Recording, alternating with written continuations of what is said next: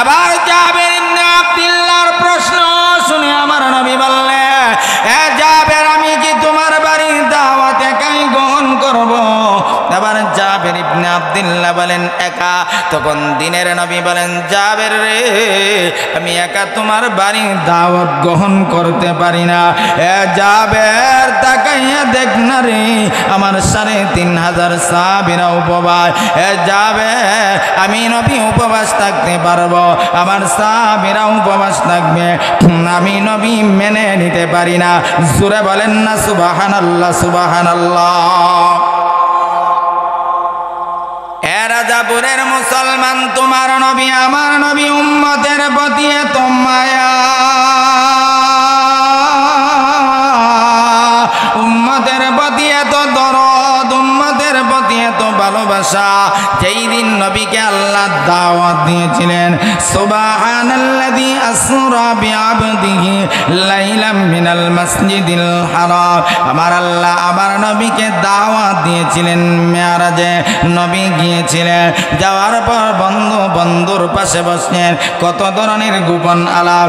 মায়া আশিকে মওলা গো মেরা ইশকে নিরালা, মায়া আশিকে মওলা গো মেরা इश्क़े निराला, ऐ जुमले जहाँ जिसके तजल्ली से उजाला, या रब मेरे आँखों में समा जाए मदीना, या रब मेरे आँखों में समा जाए मदीना, मुद्दत से मेरा दिल में तमन्ना है मदीना, मुद्दत से मेरा दिल में तमन्ना है मदीना। अल्लाहु আকবার বলেন। নবী গেলেন, পাশাপাশি বসলেন। আল্লাহ বন্ধুকে বন্ধু কত ধরনের প্রশ্ন, নবী একটাই উত্তর, আল্লাহুম্মা উম্মতি। কিতাবের ভিতরে আছে, এই কিছু সময়ের ভিতরে তোমার মতন আমার মতন নাফরমানের জন্য নবী ৭০,০০০ বার আল্লাহর কাছে মাফ চেয়েছে। সুবহানাল্লাহ, জোরে বলেন সুবহানাল্লাহ, সুবহানাল্লাহ। তাদেরকে আমি আল্লাহ 2টা পুরস্কার দিব। একটা পুরস্কার আমি আল্লাহ পৃথিবীতে দিব, আর একটা পুরস্কার কিয়ামতের কঠিন ময়দানে দিব। এ রাজাপুরের মুসলমান, দুনিয়ার পুরস্কার হলো আমার আল্লাহ হায়াতান তাইয়্যিবা দান করবে, আর পরকালের পুরস্কার হলো ডান হাতে আমল নামা দিয়ে সেদিন আমার আল্লাহ আপনাকে আমাকে জান্নাতের মালিক বানায়া দিবে।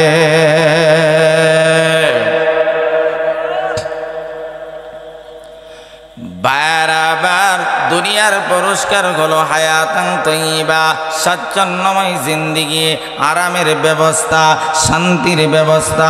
আমি আপনাদের কাছে জানতে চাই, শান্তির মালিক কে? এবার একটু জবানটা খুলে বলেন না, শান্তির মালিক কে?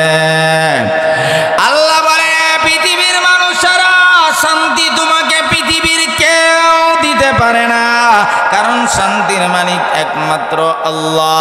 আল্লাহ যদি কাউকে শান্তি দিতে চায়, তাহলে কুরের ঘরের মধ্যেও শান্তি দিতে পারে।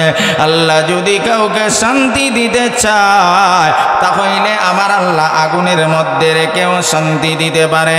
আল্লাহ যদি কাউকে শান্তি দিতে চায়, আমার আল্লাহ পানির মধ্যে রেখেও শান্তি দিতে পারে। আর আল্লাহ যদি শান্তি না দেয়, টাকার ভিতরের মধ্যে থেকেও শান্তি পাওয়া যায় না, বিল্ডিং এর ভিতরে ঘুমাইয়াও শান্তি পাওয়া যায় না। কারণ আমার আল্লাহ যদি কাউকে শান্তি দিতে চায়, তাহলে আল্লাহ কুরের ঘরের মধ্যে রেখে শান্তি দিতে পারে, আগুনের মধ্যে রেখে শান্তি দিতে পারে, পানির মধ্যে রেখে শান্তি দিতে পারে। আয়াতের ব্যাখ্যায় তাফসীরে মারিফুল কোরআনের ভিতরে আল্লামা মুফতি শফি রহমাতুল্লাহি আলাইহি 3টা ব্যাখ্যা উল্লেখ করেছে। 1 নম্বর হলো অল্প হায়াতের ভিতরে আল্লাহকে খুশি করার ব্যবস্থা করে দিবে। 2 নম্বর হালাল রিজিকের ব্যবস্থা করে দিবে। 3 নম্বর আমার আল্লাহ অল্প খাবারের মধ্যে বরকতের ব্যবস্থা করে দিবে।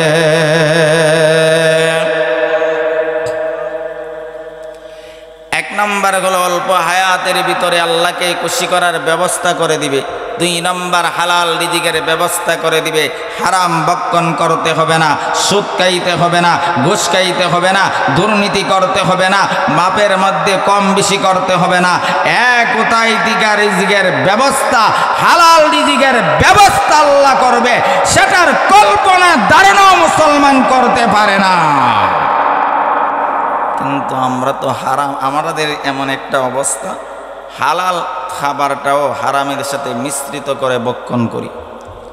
আজকে সমাজে ঘুষখোরের অভাব নাই, সুদখোরের অভাব নাই। সুদখোর রাজাপুরে আছে না নাই? রাজাপুরের মানুষ মনে হয় কেউ সুদ খায় না, মজদুরের বিশ্ববুদুর হয়ে গেছে নাকি? বারবার আল্লাহ রব্বুল আলামিন বলেন, যদি পৃথিবীর মানুষেরা 2টা শর্ত পালন করতে পারে, আমি আল্লাহ তাদেরকে 2টা পুরস্কার দিব। একটা পুরস্কার আমি আল্লাহ পৃথিবীতে দিব, পৃথিবীর পুরস্কার হলো আমি আল্লাহ হায়াতান তয়্যিবা দিব, স্বাচ্ছন্দ্যময় জিন্দেগির ব্যবস্থা করে দিব। আয়াতের ব্যাখ্যায় তাফসীরে মারিফুল কোরআনের ভিতরে আল্লামা মুফতি শফি রাহমাতুল্লাহি আলাইহি 3টা ব্যাখ্যা উল্লেখ করেছেন। 1 নম্বর হলো অল্প হায়াতের ভিতরে আমার আল্লাহকে খুশি করার ব্যবস্থা করে দিবে। 2 নম্বর হালাল রিজিকের ব্যবস্থা করে দিবে। 3 নম্বর অল্প খাবারের মধ্যে বরকত দিবেন। তিনি কে? এবার জবানটা খুলে বলেন না তিনি কে? জবান আপনাকে আমাকে দিয়েছেন, তিনি কে? ভাই আল্লাহর নামটা উচ্চ আওয়াজে বলেন, তিনি কে? খালাকাল ইনসানা আল্লামাহুল বায়ান।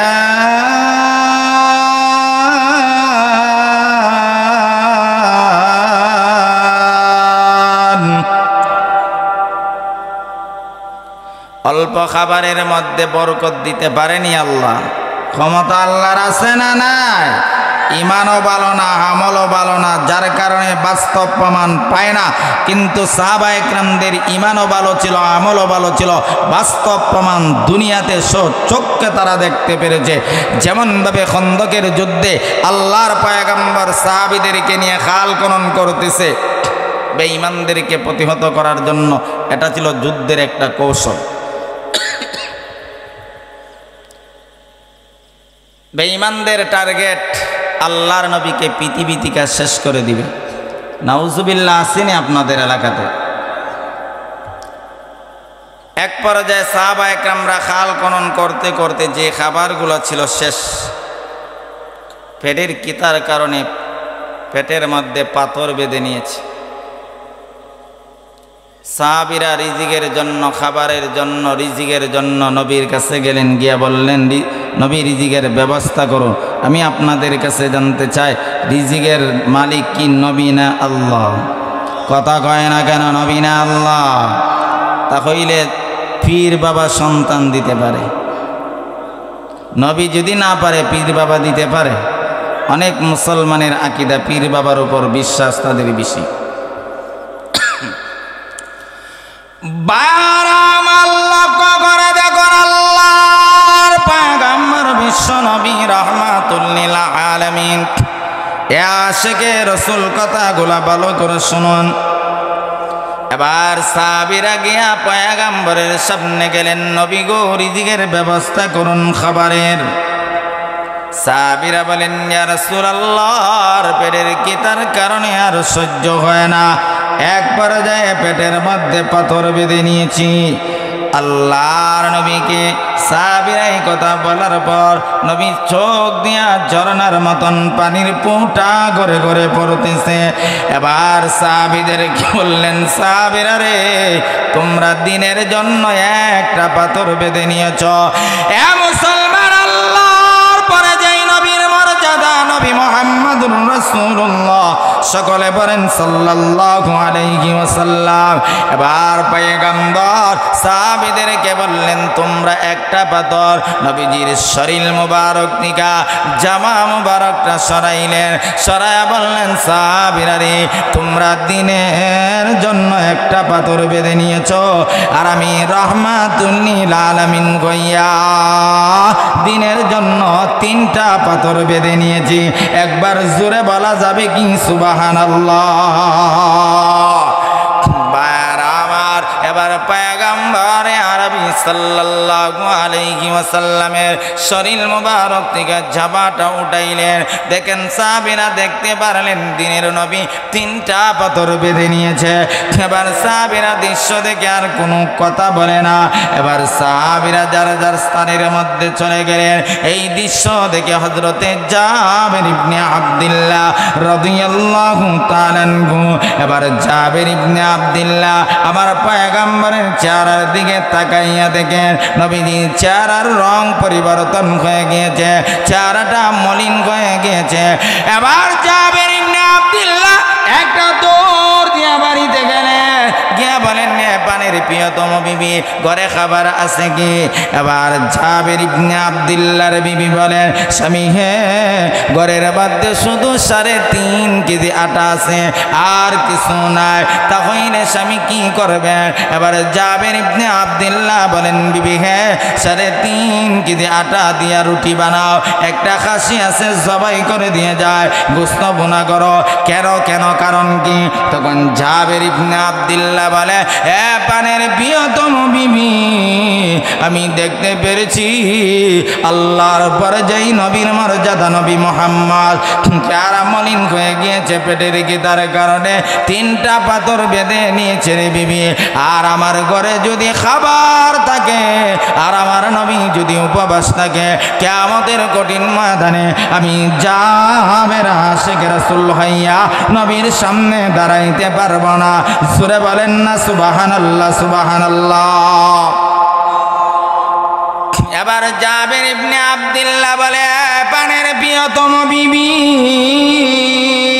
আমার ঘরে যদি খাবার থাকে, আর আমার নবী যদি উপবাস থাকে গো, কিয়ামতের কঠিন ময়দানে আল্লাহর আদালতে দাঁড়াইতে পারবো না।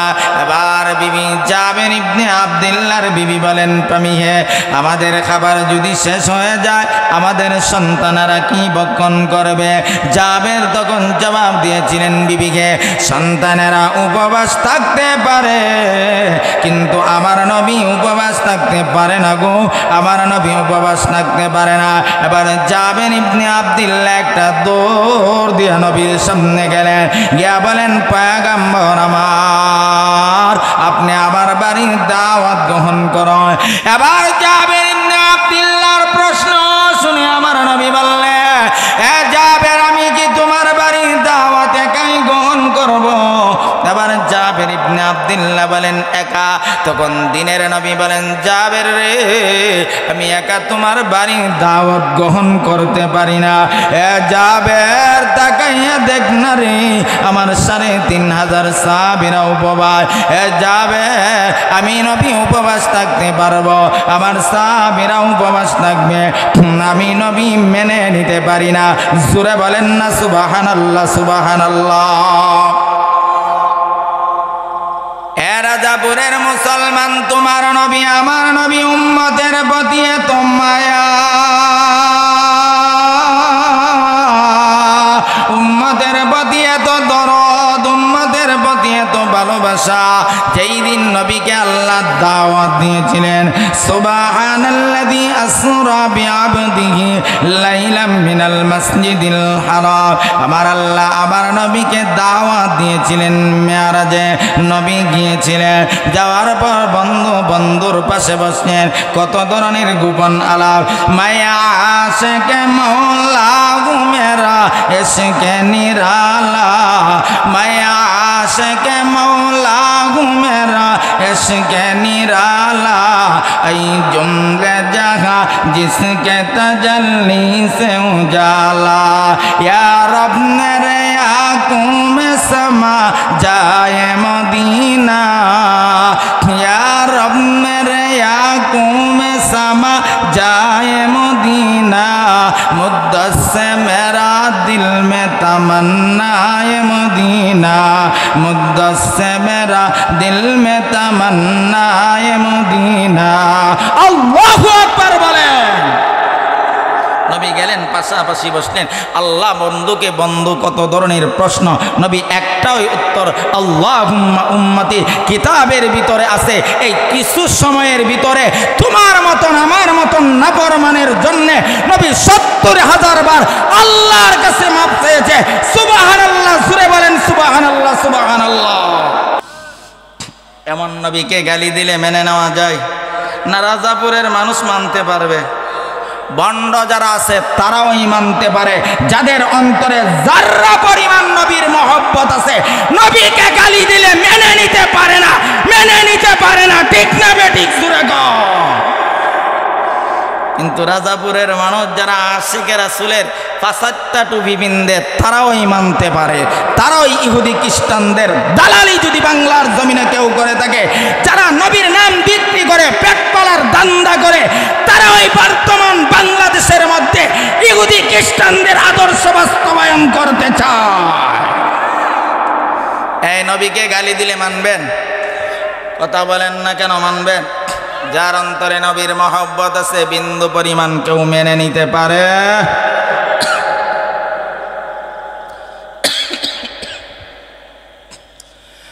বারবার হযরতে জাবের ইবনে আব্দুল্লাহ গিয়া বলেন, পয়গম্বর আমার, আপনি আমার বাড়ির দাওয়াত গ্রহণ করুন। নবী বলেন, জাবের রে, আমি একা তোমার বাড়ির দাওয়াত গ্রহণ করতে পারি না, কারণ আমি যেইভাবে উপবাস, আমার ৩,৫০০ সাহাবীদের জামাত উপবাস, আমি উপবাস থাকতে পারবো, আমার সাহাবীরা উপবাস থাকবে, আমি নবী মেনে নিতে পারি না। জোরে বলেন না সুবহানাল্লাহ, সুবহানাল্লাহ। রাজাপুরের মুসলমান, তোমার নবী আমার নবী, উম্মতের প্রতি এত মায়া, উম্মতের প্রতি এত মহব্বত, উম্মতের প্রতি এত দরদ, উম্মতের প্রতি এত ভালোবাসা, যখন পয়গম্বরকে রওজা মুবারক থেকে কিয়ামতের কঠিন ময়দানে উঠানো হবে, নবী উঠবে আর বলবে, আইনা উম্মতি, আইনা উম্মতি। এ জিবরাইল, আমার উম্মত কোথায়? আমার উম্মত কোথায়? জিবরাইল রে, আমার উম্মতকে কি আল্লাহ জাহান্নামে দিয়ে ফেলেছে নাকি? আমার উম্মতকে কি আল্লাহ জাহান্নামে দিয়ে ফেলেছে নাকি? তখন জিবরাইল বলবেন, পয়গম্বর, না না, আপনার উম্মতকে আল্লাহ জাহান্নামে দেয় না। হে জিবরাইল, উম্মত কোথায়? উম্মত কোথায়? কিয়ামতের কঠিন ময়দানে তোমার নবী আমার নবী উম্মতের জন্য পাগল পারা হয়ে যাবে। জোরে বলেন না সুবহানাল্লাহ, সুবহানাল্লাহ।